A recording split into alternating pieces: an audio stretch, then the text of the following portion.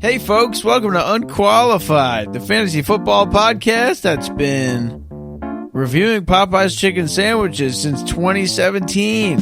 I'm your producer, Rob Diesendorf, here with Sean Brady and Scott Johnson, two fantasy football rivals that have been sabotaging each other for years, but they decided to come together to help you win your league and make your friends look like idiots. How's it going, fellas?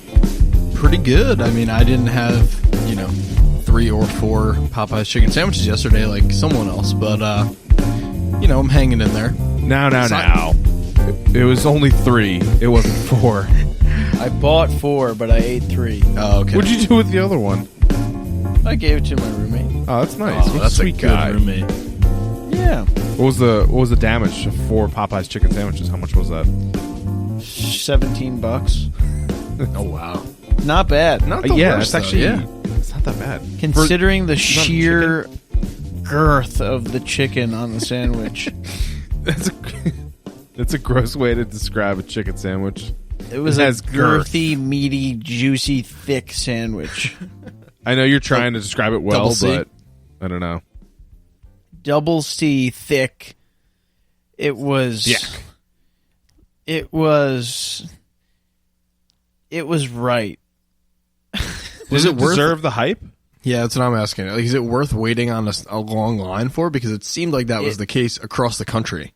It was worth the hype. I was very skeptical, and that's why I held off the first time, and I am kind of upset that I held off the first time because I missed out on the craze when it first happened, and so I was very happy when they announced that they were restocking, and I just went straight out.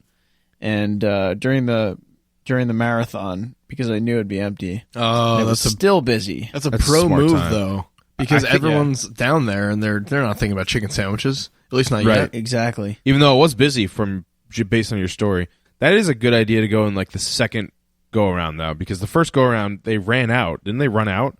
And that's why they had to like take it away they for a ran while. out. I didn't get to try it before they ran out, and then now it's back, and I tried it, and now I know. It's a And better I was system. a hater. You got to come around to it the second time. I agree with that. I was a hater beforehand. I was like, what's Popeyes? I was like, who goes to Popeyes? I've never been there. It wasn't even on my fast food radar until they came out with this chicken shit, and now it's definitely on my radar. I don't understand how they ran out of chicken sandwiches That's when a good literally all they sell is chicken. It makes no sense to me. Like, That is Their it. name is Popeyes did Chicken. Did they run out of buns? Is that why they ran out of like chicken sandwiches? Because it's a mystery to me. They how really- a chicken place runs out of chicken sandwiches, but is still open. They really I got just away don't with get it. that. You're right. Yeah. No one has anyone put them on the spot for how they ran out? Because I agree with you. How do you I don't run think- out of that? This is the thing is I don't think they ran out. I think it was a marketing stunt. Oh yeah. And I think that they are now creating supply and demand. They're creating demand by limiting supply. Nice. And then all of a sudden they're Economics. going to jack the price up of these chicken sandwiches. And then they're going to cut them off and nobody's going to be able to get one. And then you're going to have to buy one on fucking eBay Buy on eBay. for $1,000. Yeah, right. That'll happen. You know someone's going to do that. The pickles were really good. Yeah, what's on it? It's like the same as like a Chick-fil-A sandwich. Also, how did it compare to a Chick-fil-A sandwich? Okay. Chick-fil-A sandwich seems to me, in comparison to the Popeyes chicken sandwich, a Chick-fil-A sandwich seems like an old fast food chicken sandwich that's been like sitting in your car and it's like squished. You're talking about the Chick-fil-A sandwich that tastes like that? Yes, I am. Comparative? Wow. That's Yes, fighting I am. words. This Popeyes chicken sandwich blew me away. Which do one? You want to know 1, what's 2, on or it? 3? What? Which one? Number 1, number 2, or number 3 of yours? The first one, I'm guessing. Was it love at first bite, or was it did it take some time to grow on you? No, I knew on the first bite. I knew on the first bite. I I could was tell kid- by I was looking kidding. at the sandwich. I could tell by looking at the sandwich that it was going to be good. And then when I finally took the bite, I was like, now I understand. I didn't understand, and now I do. And so here's what it's got going on. It's got like nice soft potato bun. And it's not too thick. The bun is not too thick. It's got a good weight to it. The actual Good chicken girth. itself, they give you a massive piece of chicken, and it's not like a salty fried piece of chicken like you'd get at McDonald's. It's just a good piece of chicken with like not super thick breading, but the breading is like nice and crispy and light. And then the chicken itself is very tender and juicy. And then they also have like the mayo, and then they put the pickles on it. And I don't know what they're doing to their pickles, but like the flavor of the pickles complements the chicken in such a way. Nice. Rob, It's have you just tried the perfect. pickles? They're fantastic. It's just perfect. They really nailed it. And I'm very happy for them, and also for me that I got to eat it. Well, I mean, that's a glowing review. I might have to venture out and try this for myself if I can, bear to wait that long. I don't know. I don't know if I could do it, Scott. What are you thinking? I don't know. I think it's tough. I think the best part is that they sell them on Sundays, and Chick-fil-A doesn't. That's got to be the best part, right? It's true. So that's a good marketing technique on their part. Also, I how would do you say it's worth it. worth to it? wait. How do we think that Popeye, the woman that's on the Popeyes commercials, she's not the mascot, but like she's the spokesperson. How do we think she would fare in our mascot matchup? Oh, wow. I think she would have done very well. I think she would have too. I don't even know what you're talking about. Have you seen a Popeyes commercial? I've never seen a Popeyes commercial. You've never seen a... Wait, really? I feel weird I'm about serious. you saying that because I feel like they're on all the time. What am I going to do? I'm going to YouTube Popeyes commercial now. Yeah, check a commercial out while we're Scott, talking about her. Scott, you want to know why he hasn't seen one? Because they favorite come on cable. during football. Yeah, that too. The 2017 commercial? Oh, she's Like, got... literally okay. any of them. She's a badass. Well, I think She's- she would have. I think she would have She's been a like, strong what, a 3 contender. seed? She's a 3 seed? 4 Yeah. seed? I think she's got strong Aunt Jemima vibes. I think she would have been like Yeah. a 4 seed. But she's like a little bit more fresh. Like, Right, she's got a little bit more pep in her step than a Aunt newer Jemima. one. Yeah, Exactly. Oh, yeah. I don't think you want to mess with her. She's got like a sweet voice, like sultry voice, but she would fuck you up.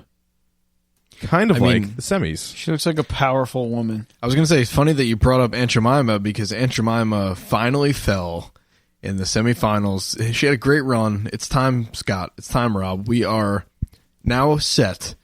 The final countdown, the final matchup here, the death match in our food mascot tournament. And just like we predicted, the Kool-Aid Man versus the Cheetos Cheetah. Yeah, I don't know. I mean, I guess I'm leaning slightly towards the Cheetah, but I'm very happy that I'm going to be satisfied with the winner here, no matter who comes out on top. I Yeah, completely me too. agree. The giant, the Kingslayer, the Green Giant, dubbed Kingslayer by Sean's illustrious scouting reports, finally knocked off. Finally, by a score of It's kind 29 of funny to 9. me. It's kind of funny to me that the shittiest fast food has one of the most lovable and revered mascots. That's Burger King. Yeah, I was thinking that too. Yeah, that's Because interesting. I It is will definitely the never worst. endorse Burger King in any capacity, but I will root for their mascot to the death. The only reason you go to Burger King, in my Chicken opinion, fries. not even that. I don't even like those that much. The only reason if I'm ever in a Burger King, it's for one reason. It's because I want a chocolate milkshake, and I know the McDonald's machine is not going to work, and I know Burger King will keep that thing ready because They're desperate. exactly. They're like, oh, please take it. We'll pay you to have our Give you the milkshake. machine. Take Unlimited. it home with you. Free refills all night and tomorrow. My thing with Burger King is like, it's like, yes, it's trash, and also they know it's trash, and they just like aren't trying to make it better. You know? Yeah, the fries horrible. Chicken nuggets what? terrible. Chicken fries are good. The burgers, which you're supposed to be known for, not that good. Yeah, I was going to say I feel the like the onion Whopper rings- is the single most overrated fast food item. I've never had one. They're just Never it's had just one. not. They're just not good. Isn't It's it? that simple. Isn't it like their response to McDonald's Big Mac? Yeah, and it's like it's not even in the same ballpark. The Whopper? Yeah, Yeah. that Yeah. response says it all. let's change gears here. Let's look forward to this matchup here between the Kool-Aid Man and the Cheetos Cheetah in the final round. It's really a battle in my eyes of strength versus speed and power versus like strategy and There's some wit. Wetness. and when I think of the Cheetos Cheetah, I think of sly. That's the number one word that I think of.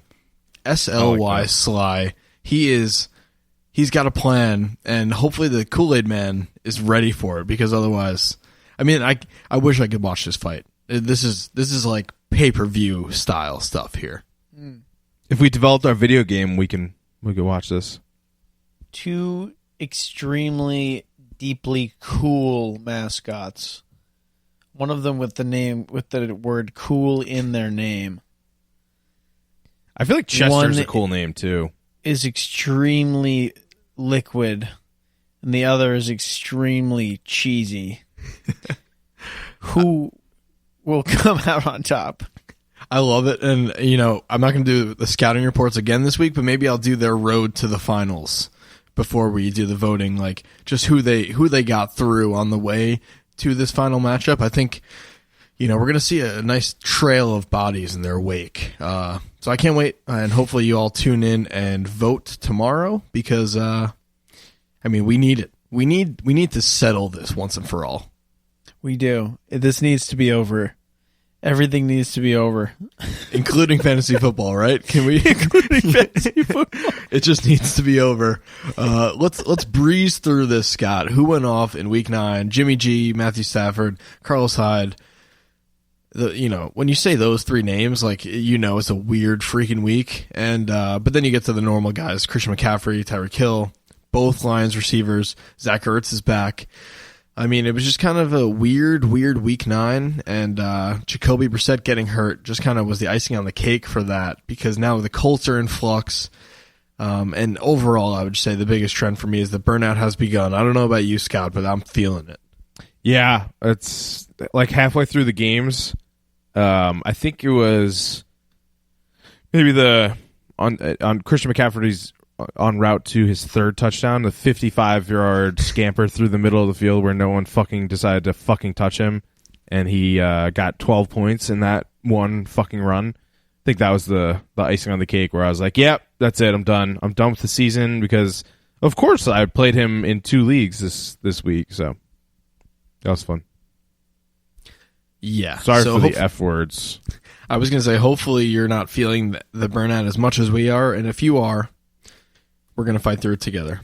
We always get our second wind, and hopefully we can find it through the course of this podcast, Scott. I'm really hoping that's the case, because it doesn't feel great where we're at right now. So I know we're talking about fantasy burnout, and you're about to see why. We're getting into our recap segments here. We're going to start off with our bad haircut fantasy regret of the week. I'm going to nominate this for bad haircut fantasy regret of the year. And it's my regret, and that is not only playing Deshaun Jackson over Devin Singletary and Miles Sanders this week, which is bad enough.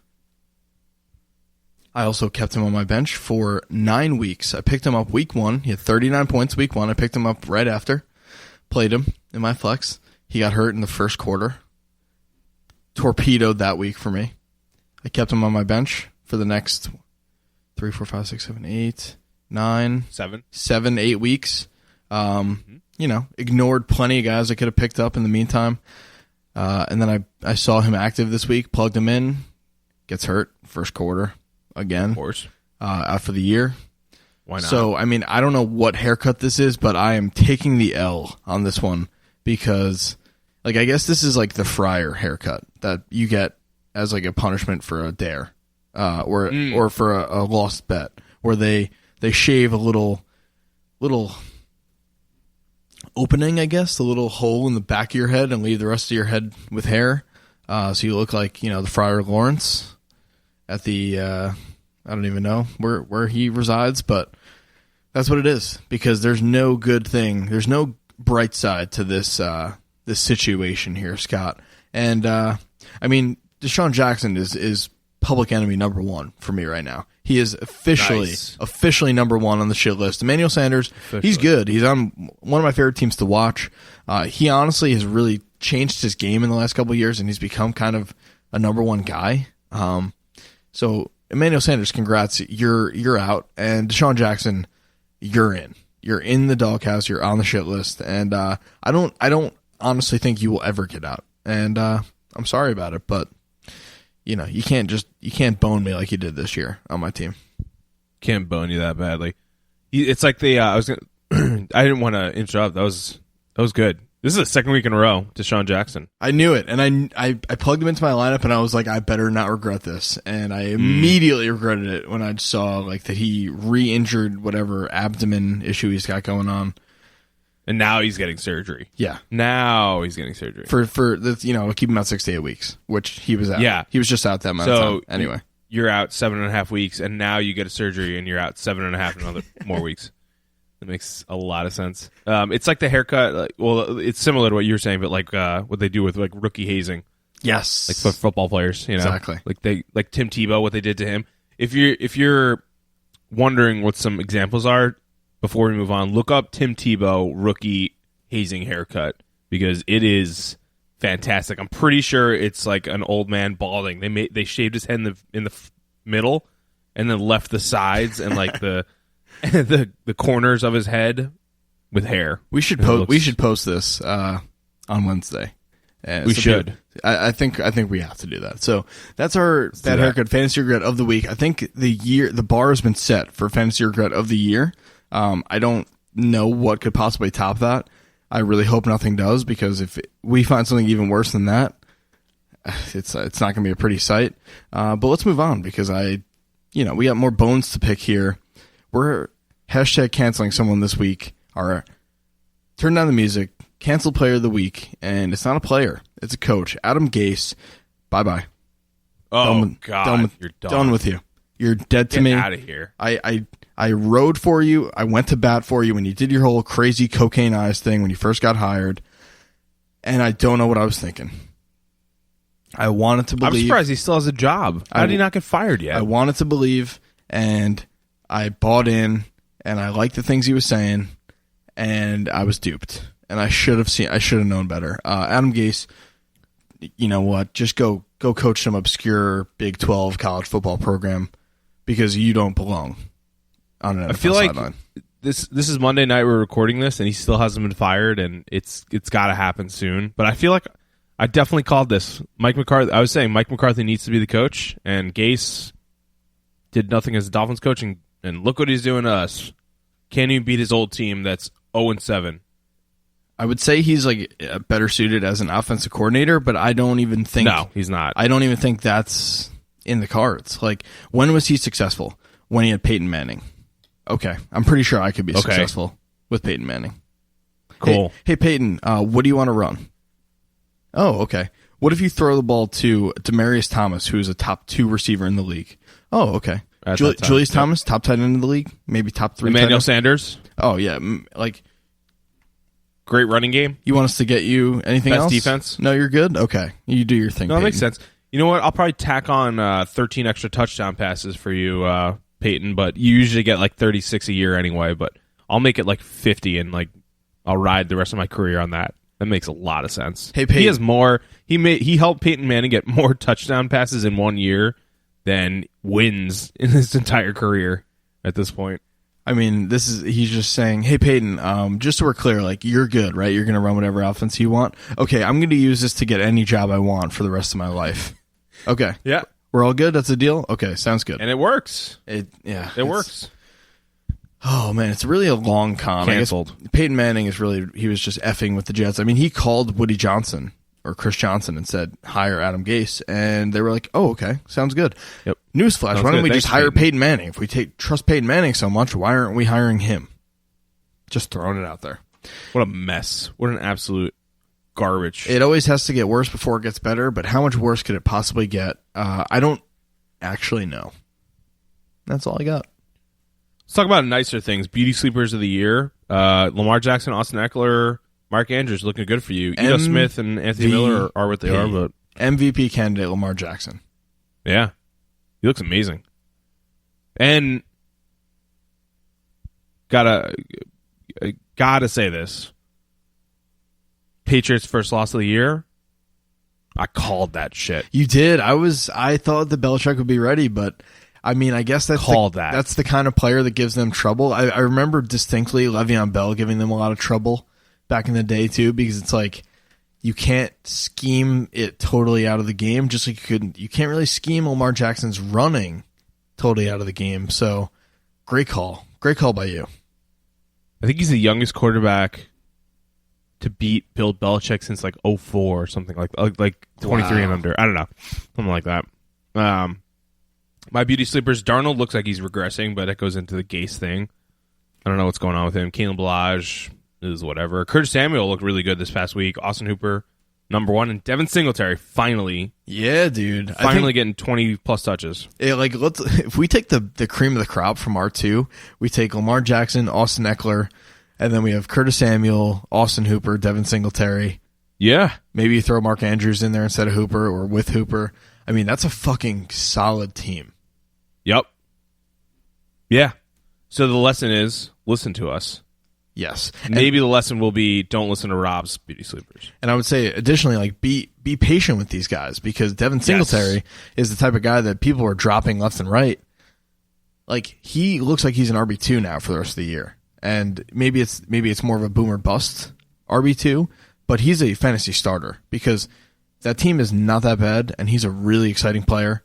And if he's going to get 20 touches, he should be in your lineup. I don't care who else you have on your team. Like, he's that good. So just throwing it out there. And then, hopefully they get Bob Wiley back in the fold, because Cleveland really needs him. So, give him the head coaching job, for Christ's sake. Or give him the Jets job, for Christ's sake. Oh, I would be so happy with that. He would change the offensive line. He would make it better, at least. Okay, let's buy the dip. BTFD. We're coming on after week 9. It's our 9th dip of the season. It's the most mysterious dip of the season. Babaganoush. Whoa. The best vehicle for consumption. I literally have no idea. I think I've only had this once in my life. And it was 1 time's too many. It was a very confusing experience. So let's discuss. Let's tune in here. Okay, well, first of all, I don't know what Babaganoush is, and so I'm going to volunteer and say that the vehicle for consumption would be a toboggan. It makes a lot of sense. Sounds right. I think feels right. I think if you're going to eat it at all, it has to be a pita chip, like a thick pita chip, like Simple, that brand. But if you're eating Babaganoush, it means you're either a mobster or a complete psychopath. Or you're in Star Wars. Yeah. Yeah, it really does sound like a Sith Lord, kind of. I would say the only let me just describe what it is for the listeners that might also be confused, because I definitely was and still kind of am. It's essentially, to me, and you guys can correct me if you think I'm wrong, I have no idea. It's essentially like a hummus, but it's made with eggplant also. So it's like eggplant hummus. I get the thought behind it, but to me, the only time I really like eggplant is if it's part of eggplant parmesan or rollatini, or it's fried, breaded and fried to all hell, and it's on top of a pizza. So as far as baba ganoush goes, like, the texture and the taste didn't match for me, and I guess that just told me I don't have the stomach to be an Italian mobster. So that's all I got. That's all. I literally have nothing else to say about baba ganoush. Isn't it a Greek dish or like Lebanese dish or something? It just sounds. Oh, maybe it is. I like the mobster thing because it's like, I don't know. I feel like a mobster would eat that. I feel like they say it all the time too. Baba ganoush. Yeah, mashed cooked eggplant mixed with tahini, olive oil, and possibly lemon juice. Various seasonings. It's disgusting. I can't stand eggplant to begin with. It's the worst vegetable, hands down. What? It tastes like absolute dog shit. It's No flavor. It's slimy. It is gross. slimy. It's disgusting. Eggplant. And then you mash it, makes it even worse. That's it. That's I all don't got. know. I don't know where I stand on this. I am eggplant. I feel like it's gonna weird me out. I don't think I want that. I don't think I want an eggplant dip. You know, what am I getting out of that? Eggplant Nothing. is like the fleshiest Ew. vegetable. You know, that's why God. people make eggplant parm, because it's like eating a flesh. You know, it's Dude, crazy ew. stuff. It's like, whoa, what is this? Gross And way even to then, put it. it's true. kind of like the vehicle for the breading and the tomato sauce and the cheese in that element when it's eggplant parm. So it's not like you're eating it because you like eggplant. You're kind of eating it because you like all the other stuff and you don't want chicken. So Right. Like pizza, you're not eating pizza for the bread, you're eating it for the cheese and sauce. exactly. I just feel like if I'm gonna like be dipping pita chips or whatever into a chickpea spread, I'm just gonna dip it into hummus. Don't give me the eggplant. Leave it out. I don't even think it has I don't chickpeas in need it, it. though. It's just eggplant. It's just mashed eggplants.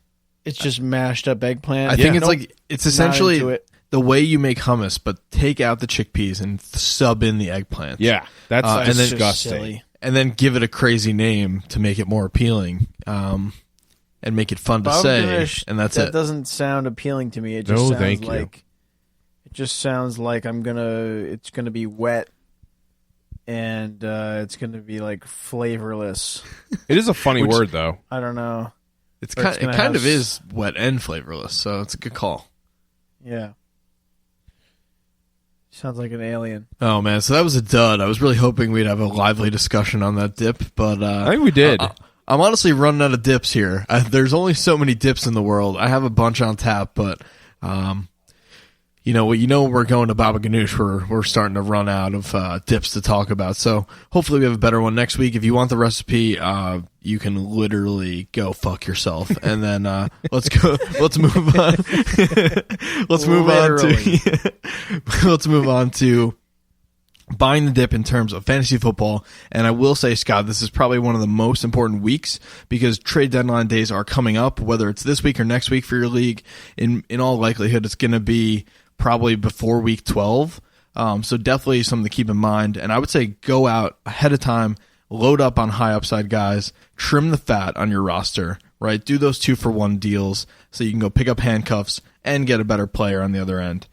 Guys like Keenan Allen, Devin Singletary, that's who you want to target right now because upside is king in the fantasy playoffs.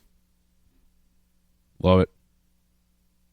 And as far as waivers goes, look up Babaganoush and see if he's out there. There's nothing out there. It's been picked over, unless someone's an idiot and dropped Damian Williams, then there's nobody to go pick up.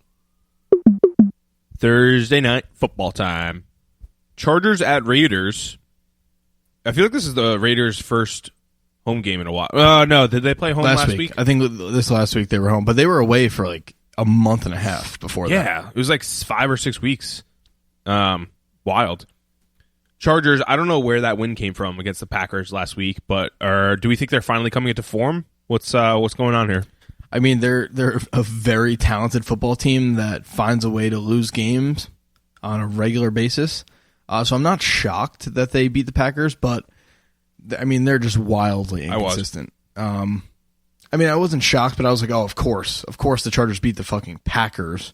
Yeah, But- why not? And I think they're gonna lose this game to the Raiders. Like, that's the type of team they are. I would say the biggest difference here is that Melvin Gordon looked great, and he looked like old Melvin Gordon, and that led to a win over the Packers. I mean, Eckler was good as well, so they really committed to that two-headed backfield approach. It looked good.